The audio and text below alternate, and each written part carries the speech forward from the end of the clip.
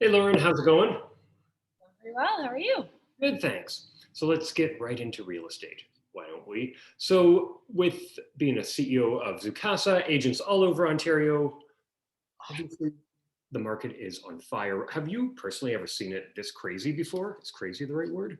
Crazy might be the right word, but yes, it was. It feels very similar to early 2017. So we actually did put out a little blog last week, just comparing the two in terms of the ramp up. So this is the only other time in my 10-year career in real estate where we've seen the Q1 prices shoot up over Q4 prices.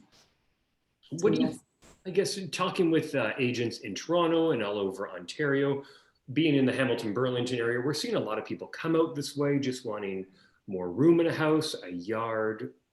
Any idea what's driving this insane real estate market?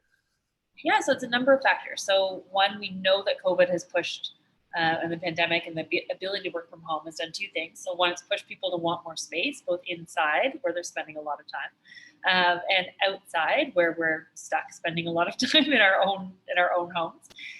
So everyone's really valuing that space. At the same time, a lot of people, and especially a lot of the people that can afford housing in Ontario, work from home. So because we're seeing you're now allowed to work from home, we're seeing this trend to it. We used to be limited by commute times, and a lot of people now are not. So they're going in. People that used to live in London will move to Strathroy. People that used to live in Hamilton might actually go down to Niagara, and you're not stuck and is limited by that commute time anymore. And then the third factor is interest rates. So they are every year I say, well, they can't get any lower than this. And here we are again. I've heard that for 20 years when I was Yeah, yeah, in downtown Vancouver and 17 years old. They're low. They just exactly. keep going So lower and lower. I hear from buyers like, oh, maybe we'll wait till the market cools off a little bit. It's so hard to time the market because if you wait 2 weeks, then maybe the housing market went up 50,000 like it did in Hamilton. It's really hard to time out the market. What do you say to people who are don't want to get in right now because I don't want to compete for a house? yes, so it is the exact same as advice you get in the stock market, and because both of them should be long-term holds. There are some professionals who try to time the market. People who work full-time in real estate, who maybe have an inside track, maybe do a lot of trades. Same thing in real estate. In the stock market, there's day traders and people that know a heck of a lot more than I do when it comes to the stock market. But when I look at the stock market and the real estate market, I think of both of them as long-term holds. So you're putting something in, and ideally you're holding on to it for at least a medium term when it comes to your own use. And those decisions should be driven by personal utility.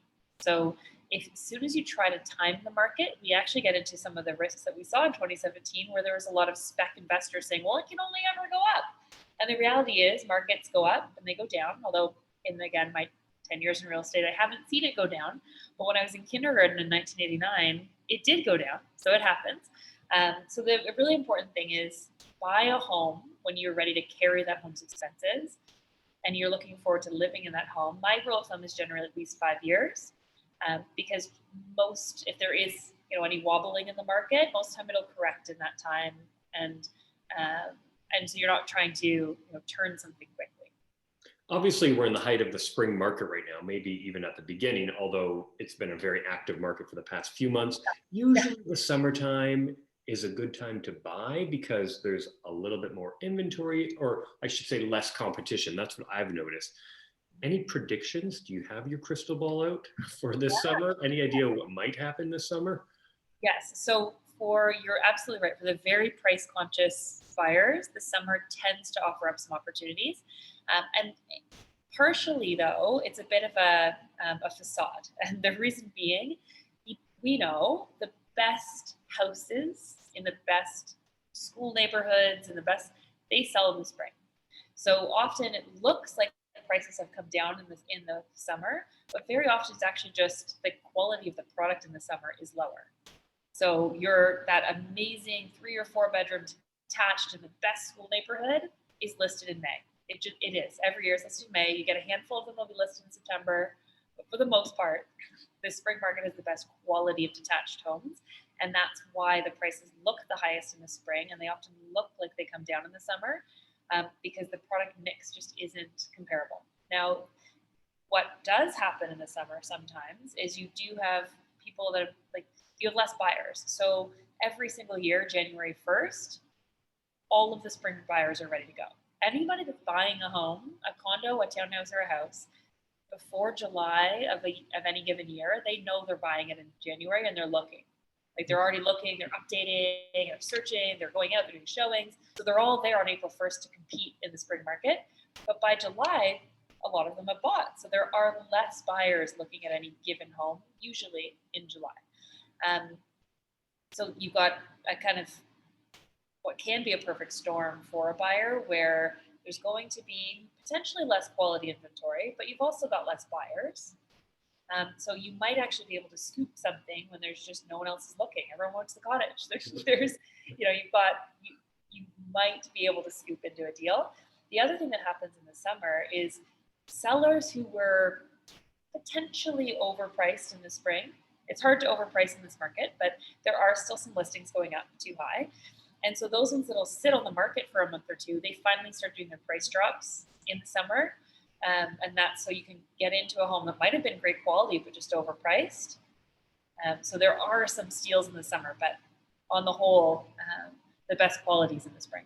And if you find the right house and you like it and want to live there for a few years, why not jump on it? Because it might be a little bit more expensive potentially in the summer or even in the fall.